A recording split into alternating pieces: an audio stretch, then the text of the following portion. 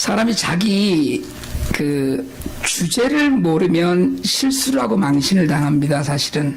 그래서 철학자는 너 자신을 알라고 일갈하기도 했고요. 특별히 예수 믿는 우리처럼 사실은 분수를 모르고 사는 불의의 사람들도 많지 않습니다. 여러분, 예수 믿는 사람들이 자기 자신을 잘 모르는 거 아세요? 굉장히 잘 몰라요. 예수 믿는 사람들이 특별히 예수 믿는 사람들 중에 모르는 사람들이 아주 많습니다. 자신이 누군지 알면 그렇게 살지 않거든요. 자신이 어떤 사람인지 알면 그렇게 살지 않는데, 요즘 한국에서는 명성교회에서 있은 문제가, 제가 여러 차례 말씀을 좀 드렸긴 했습니다만은, 기독교 내부의 문제가 아니라 사회 공통의 반감을 불이켜서 문제가 되고 있습니다. 조선일보, 동아일보, 경향신문 한겨레, 뭐라고 얘기해야 되나요? 진보 보수를 가리지 않고 JTBC, KBS 모든 언론이 다 명성세습의 부당함을 지적하는 보도를 계속 쏟아내고 있어요. 어제는 또 한겨레 기자 한 분이 조계종 스님한 사람하고 명성교회 사태를 엮어갖고서는 이 종교가 다 사회를 너무 망가뜨린다 이런 얘기를 계속 하고 있고요. 문제는 뭐냐면 자기 자신을 잘 모르는 거예요. 당사자들은 자기 문제가 뭔지를 모르고 있다는 거죠. 그러니까 모르는 척 하는 거예요, 어쩌면. 교회가 자신들의 영업 능력으로 커졌다 이렇게 생각을 하는 분들입니다. 그분들이. 이게 자신들의 탁월한 비즈니스 능력으로, 그러니까 그렇게 운영을 하고 그런 생각을 갖고 있으니까 비자금이 교회에 있는 거 당연시 하고요. 다른 사람이 담임 목사로 오는 게 두렵죠. 자자손손 자신들이 해먹어야 하니까.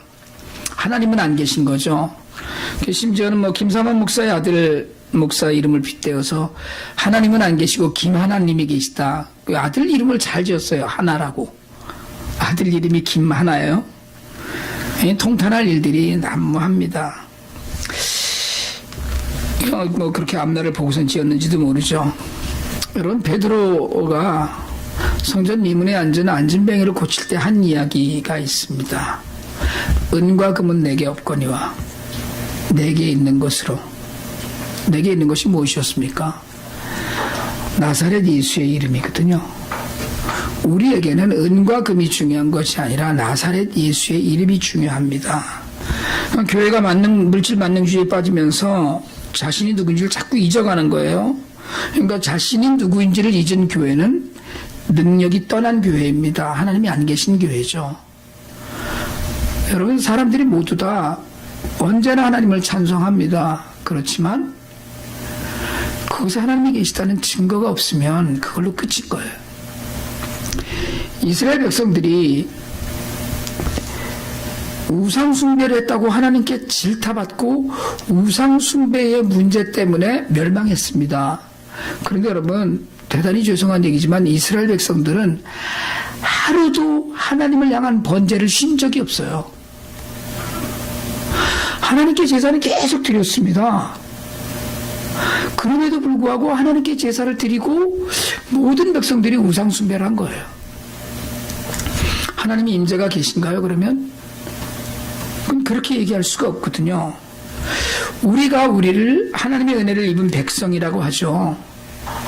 그래서 은혜를 입었다고 얘기해요. 왜요? 구원은 은혜니까.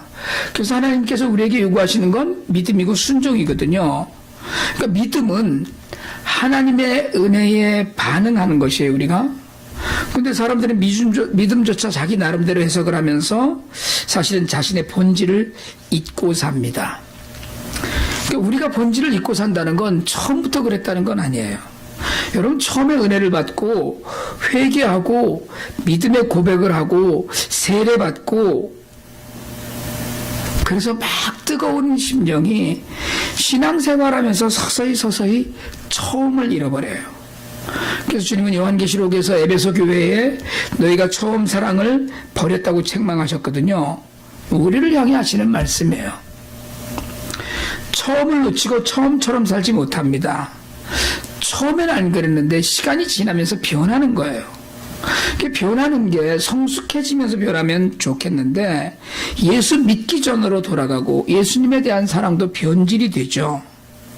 그래서 예수 처음 믿어서 예배에도 열심을 내고 봉사도 열심히 하고 전도에 열정을 내면 먼저 믿은 사람, 믿은 지 오래된 사람이 한마디 합니다. 살살해 이 사람아, 나도 다 옛날에 그랬어. 이렇게 얘기해요. 왜? 옛날에 나도 뜨거운 적이 있었다는 얘기예요. 누구나 그렇습니다. 변한 거예요. 여러분, 우리의 본질, 하나님의 자녀로서 우리의 참된 모습, 처음 하나님을 만났을 때 그 감격이 평생 변하지 않는 복을 누리시길 축복합니다. 그게 안 변하면 복이에요. 우리가 하나님을 처음에 만났을 때 그 감격이 영원히 변하지 않으면 가장 복된 사람으로 사는 거예요, 세상을. 오늘 제가 설교 제목을 가장 잘 죽는 방법이라고 붙이려고 했거든요. 너무 자극적인 것 같았어요. 그래서 고민을 하다가 오늘 적극적이고 힘이 있는 본문 중에 삼손의 기도에서 그 본문 제목을 가져왔습니다. 우리 제목 한번 같이 한번 읽어보실래요? 시작. 이번만 나를 강하게 하사. 삼손 이야기 다 잘 아시죠? 성경을 안 읽어도 삼손 이야기 납니다. 1929년도에 만들어졌더라고요. 영화가 삼손과 데릴라. 괴력의 사나이, 그 힘이 어디서 나오는지, 그래서 이스라엘과 블레셋의 전쟁 상황이 그려지고요. 거기에 삼손의 슬픈 운명이 담겨져 있습니다. 성경을 읽어봐도 정말 영화 같은 영화적 요소가 다 담겨있는 그런 내용이 삼손에 관한 내용이에요. 삼손은 여러분 실패한 채로 자신이 누구인지를 잊은 사사로 세상을 삽니다. 태어날 때 하나님께서는 아이가 태어나면 머리를 깎지 말고 나시린으로 살게 하라고 하시죠. 그리고 그가 블레셋 사람에게서 이스라엘을 구원할 것이라고 약속하고 말씀하셨어요. 하나님은 삼손을 통해서 이스라엘을 구원하기로 하셨습니다. 그게 그의 생애 목적이었고 태어나기 전부터 하나님이 갖고 계신 계획이었어요. 여러분, 여러분의 생애 목적은 무엇입니까? 태어나기 전부터 여러분께는 하나님께서 어떤 계획을 갖고 계셨을까요? 이걸 한번 묵상해 보실래요? 삼손은 자라서 하나님의 사람으로 블레셋과 원수가 되어서 지냅니다. 그래서 블레셋 사람들을 공격하고 많이 죽이기도 해요. 그런데 그는 사사로서 블레셋과 전쟁을 치른 것이 아니라 자기의 성적인 만족을 위해서 성질을 부리는 것으로 많은 부분에서 묘사가 돼요. 성경 안에서 그렇습니다. 삼손은 자신이 누군지를 잊고 자랐던 거예요. 아버지 마노아에게서 충분히 교육을 받고 자랐을 거예요. 나시린으로 살아야 했던 그는 나시린의 계율을 버렸습니다. 여러분, 나시린은 하나님 앞에서 자신을 스스로 구분해서 서운한 사람을 이야기해요. 그래서 때로는 그냥 우리가 이렇게 평상시에 일을 하다가 내가 하나님 앞에 3개월간 나시린으로 살겠습니다 서원을 하면 3개월간 그 계율대로 사는 거예요. 첫 번째가 머리를 자르지 않습니다. 그리고 두 번째가 첫 번째가 독주를 마시지 않죠. 포도주를 마시지 않고, 두 번째가 머리를 자르지 않고, 세 번째가 시체를 만지지 않는 거예요. 그 나시린의 기간 동안엔 그렇게 해요. 혹시 부지간에 시체를 만지는 일이 있거나 하면 취소되고 무효화됩니다. 다시 해야 돼요. 이 기간을 정해서 하는 거거든요. 근데 삼손의 경우에는 하나님께서 평생을 나시린으로 살 것을 지정하신 경우예요. 그러니까 경건한 나시린으로 살아야 하는 삼손이 자신의 개인적인 원한으로 사람들을 죽이기도 하고 들불을 놓기도 하고 부모의 반대에도 불구하고 이방 여인과 결혼했는데 그것이 비극의 씨앗이 되기도 합니다. 삼손에 관해서는 여러분 사사기 13장에서 16장까지 한번 쭉 읽어보세요. 재미있습니다. 근데 마음 아파요. 많이 마음이 아픕니다. 하나님은 삼손을 참고 기다리셨어요. 하나님의 계획에 따라서 아이를 낳지 못하던 마노아의 부인에게서 아이를 낳아요. 삼손이라고 이름을 짓고 말씀드렸던 것처럼 나시린으로 길렀습니다. 근데 삼손은 자라서 하나님의 신이 자기에게 임하고 그래서 사사의 기능도 담당했지만 그는 인간적인 욕정에 빠져서 하나님을 놓칩니다. 하나님을 놓쳐요. 하나님을 잃었어요. 그리고 그의 머리카락이 잘릴 때 하나님도 떠나셨어요. 머리카락이 길게 자라 있을 때에도 이미 이방 여인과 결혼하고 부인이 죽은 후에 이방 창녀와 동침하고 마침내 들릴라의 유혹에 넘어가서 능력을 잃고 블레셋의 조롱거리가 돼요. 오늘날에도 삼손은 힘이 장사였지만 우매하고 실패한 사사로 기억됩니다. 들릴라라는 여인에게 들복줘서 자신의 힘의 원천이 어딘지를 자꾸 묻는데 거짓말로 이야기하다가 그 힘의 원천이 머리카락에 있음을 고백해요. 근데 여러분, 하나님을 믿는 우리가 분명하게 잘 알아야 될 것은 머리카락이 아니라, 머리카락은 상징일 뿐이에요. 나시린의 증거일 뿐이지 머리카락에 머리가 있는 것이 능력이 있는 것이 아니에요. 머리카락에 능력이 있는 것이면 지금 여기서는 남자 중에서는 원근 형제가 제일 힘이 센 걸로 돼야 되나? 네?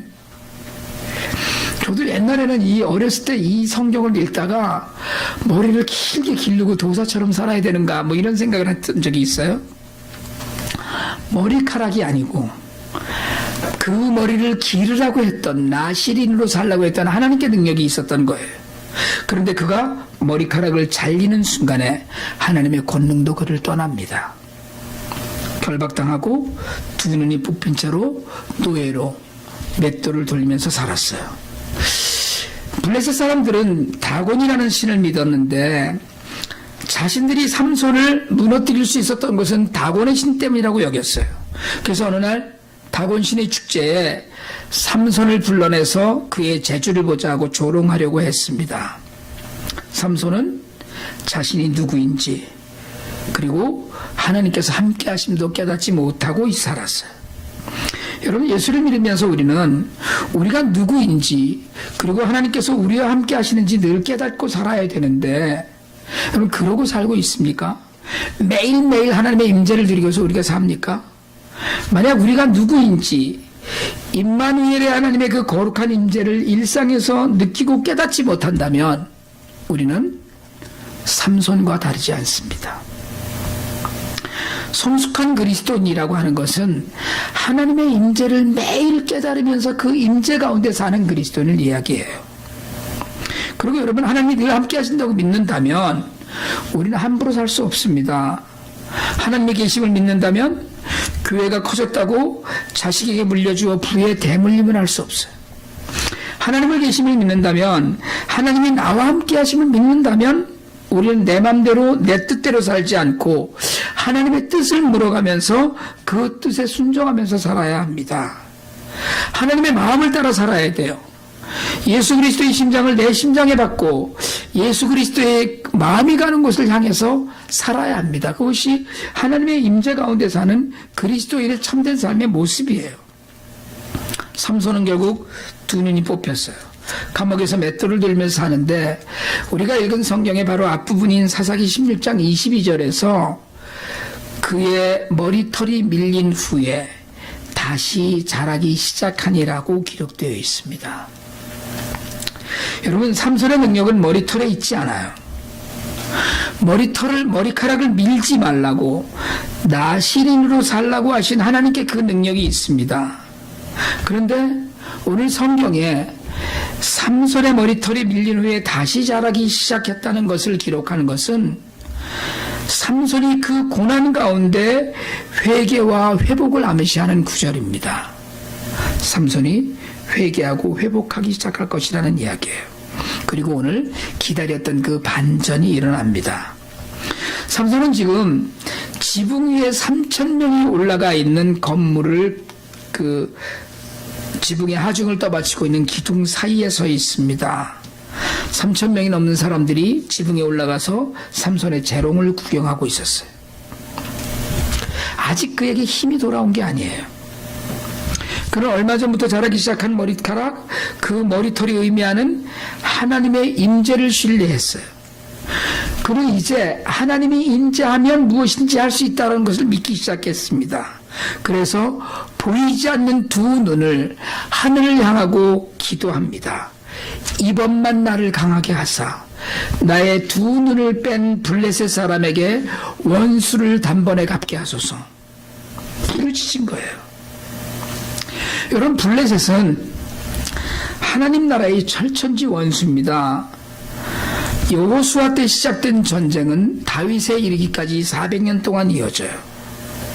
지금 하나님을 모욕하는 이 블레셋은 두 눈으로 다시는 보고 싶지 않은 원수인 거예요, 삼손에게.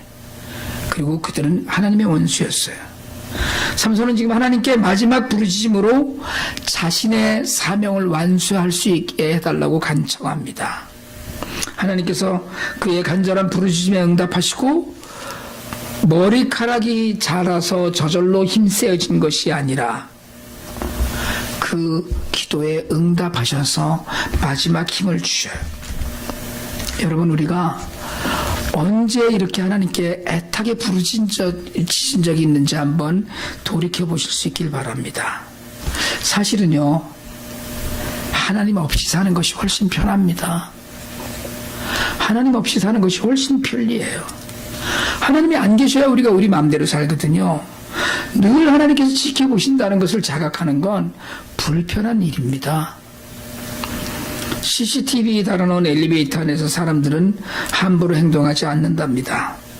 누가 날 보고 있다는 것, 그건 자신이 조심스러워지는 것이거든요. 불편하고 거북한 일이에요. 여러분, 하나님이 늘 함께 하신다는 건 사실은 얼마나 힘들겠어요. 매일 지금 나 혼자 있는 시간에조차 하나님이 거기 계시다는 것은 말 그대로 속박처럼 느껴지지 않아요? 근데 여러분, 하나님의 함께 하심이 기쁨이 되고 하나님의 함께 하심이 나의 든든함이 되고 하나님의 함께 하심이 나의 능력이 될 때야 비로소 우리는 진정한 하나님의 자녀로 세상을 사는 것이 됩니다. 하나님이 안 계시면 우리는 세상 사람들만도 못한 삶을 살아요.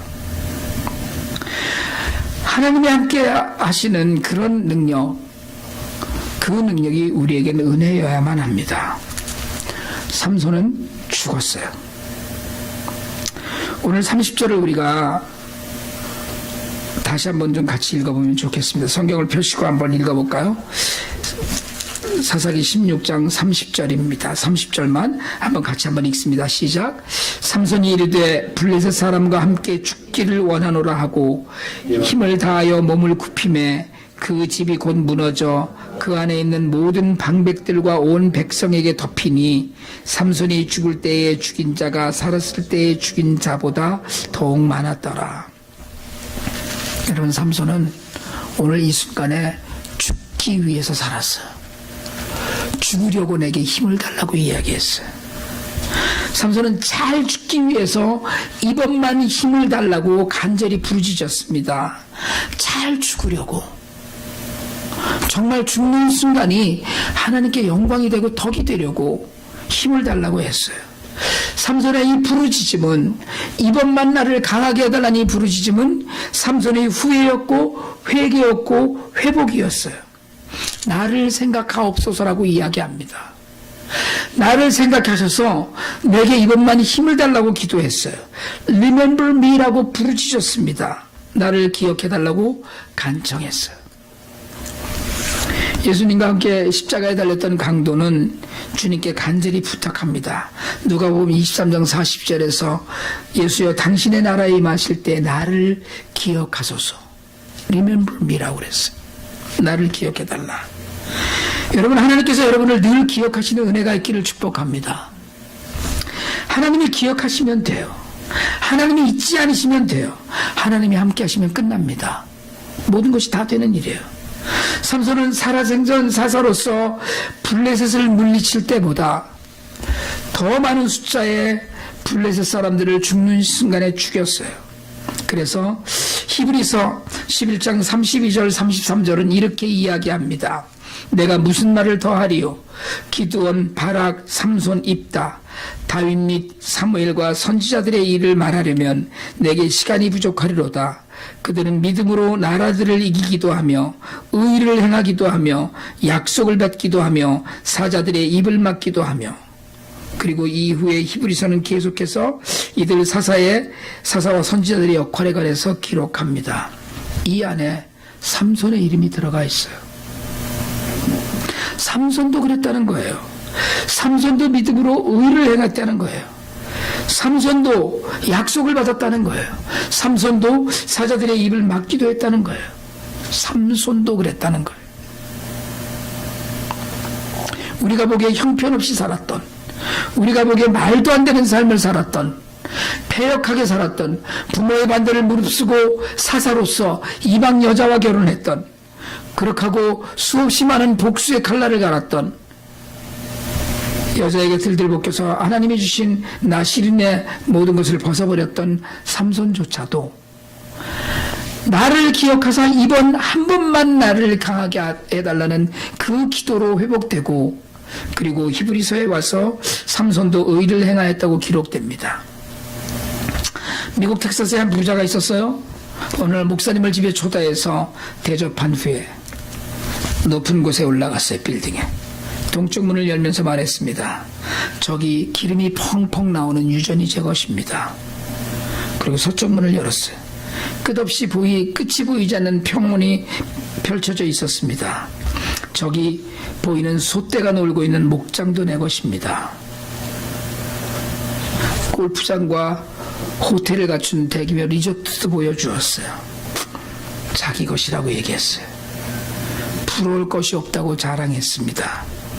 40년 전 맨손으로 텍사스에 와서 일군 것이라고 했어요. 그때 목사님이 부자에게 물었습니다. 위에는 무엇이 있습니까?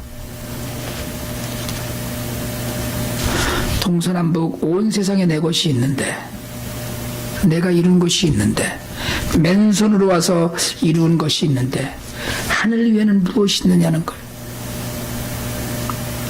여러분, 하나님이 안 계시면 이미 영적으로 비참한 인생입니다. 세상에 아무리 힘자랑 돈자랑을 해도 하나님이 목적하신 대로 살지 못하면 이미 죽은 것이에요. 아무도 부르짖지 않는 사사시대에 비록 살아오면서 실수와 실패투성이의 인생이었지만 삼손은 하나님의 임재와 하나님의 능력을 부르짖어 자신의 원수, 이스라엘의 원수, 하나님의 원수를 갚았어요. 시대가 어지러운 때라고 이야기합니다. 부르짖어 하나님께 한 번만 힘을 달라고 간절히 기도해야 될 때인 줄 압니다. 어젯밤에 제가 한참 설교 준비를 하는데 전화기에 이렇게 뉴스들이 뜨는 기능이 있더라고요. 존 맥케인 상원의원이 암투병 끝에 돌아가셨다는 소식이 올라와 있어요. 잠깐 뉴스를 읽다가 보니까 작년에 CNN과 인터뷰할 때 이야기가 눈에 들어왔습니다. 인터뷰하는 인터뷰어가 물었어요. 어떻게 당신이 기억되길 바랍니까? 그랬더니 그 얘기합니다. He served his country. 그는 조국을 위해 헌신했다. 그렇게 기억되길 원했다는 거예요. 그리고 거기다가 덧붙였습니다. 항상 옳지 않았고 실수도 많았고 잘못도 많았지만 조국을 위해 헌신했기에 명예롭기를 원한다. 그게 맥케인이 한 이야기예요. 항상 옳지 않았고 실수도 많았고 잘못도 많았지만 하나님 나라를 위해서 마지막에 모든 것을 드렸다. 여러분, 이게 우리의 묘비명이 되면 좋겠다는 생각을 잠시 했습니다. 여러분, 우리 모두는 실수합니다. 모두는 잘못하기도 하고 실패하기도 하고 틀리기도 해요. 저도 순간순간 시간 실수합니다. 내가 왜 그랬지 하는 후회의 시간들도 제게 너무나 많이 있어요. 하지만 때로는 한 영혼을 앞에 두고 하나님 나를 한 번만 주님의 통로로 써달라고 간절히 기도합니다. 하나님의 동행하심을 잊지 않고 내가 왜 이 세상을 살고 있는지만 잊지 않는다면, 그래서 하나님의 능력과 통로가 된다면 죽어도 영광이 되는 삶인 줄 믿습니다. 여러분, 오늘 우리 이곳에서 패밀리 터치에서 마지막 예배를 드리고 다음 주부터는 펠팍 학원을 빌려 예배를 드리게 돼요. 여전히 남의 강의실을 전전하는 부족함이 있습니다. 잘 준비하겠지만 여전히 불편하기도 하겠지요. 근데 여러분, 우리가 우리의 존재의 목적, 하나님의 하나님이 원하시는 우리의 존재의 목적을 알고 그 목적대로 산다면, 그래서 하나님의 임재를 늘 누리고 산다면, 어디서 산들, 어떤 모양으로 산들, 어디서 예배를 드린들 뭐가 부족하겠어요? 우리가 지역사회를 섬기고 IT 고아들을 섬기면서도 우리를 위해서는 우리 이름으로 된 교실 한 칸 없지만, 그렇게 큰 고아원 건축을 하기도 하고, 그래서 하나님이 우리와 함께 하심을 증명하기만 한다면, 여러분, 우리는 삼손 못지않는 능력의 자녀들이 될 줄 믿습니다. 우리의 삶에 고난이 있을 때 회개하고 돌이켜야 할 일은 무엇인지 묵상하기 원합니다. 하나님의 임재를 느끼지 못하며 살 때 부르짖어 한 번만 힘을 달라는 기도가 우리의 기도가 되기를 원합니다. 언제고 하나님 앞에 설 때 하나님과 동행하면서 하나님의 힘으로 여기까지 왔습니다라는 고백이 우리 모두의 고백이 되기를 주님의 이름으로 축복합니다.